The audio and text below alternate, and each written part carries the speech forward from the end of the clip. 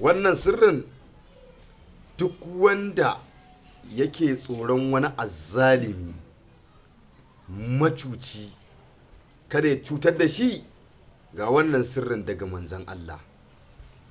Duk wanda zai je tafiya yake son Allah subhanahu wa ta'ala ya kai shi lafiya kuma ya samu abin da yake nema, kuma Allah ya kiyaye shi sharrin hadari, Allah ya kiyaye shi sharrin masharranta na hanya, ga wannan sirrin.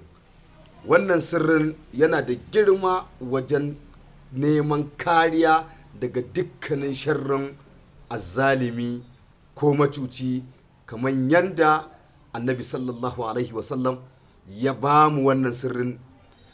Wannan sirrin a kullum in za ka fita gida sai ka karanta waɗannan surori ga su kamar haka.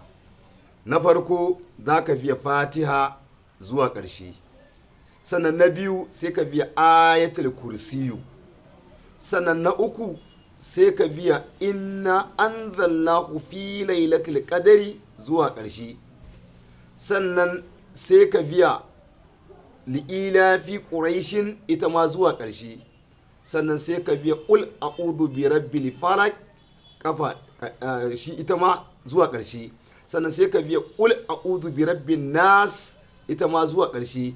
Dukkaninsu za ka biya kafa ɗaiɗai.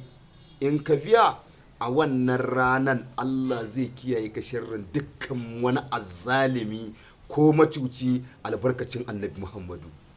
Allah zai kare ka daga dukkanin wani abin ƙi albarkacin manzan Allah. Allah kai mana dafa'i da dafa'in manzan Allah. Allah kai mana kariya da kariyar da ka ba manzan Allah albarkacin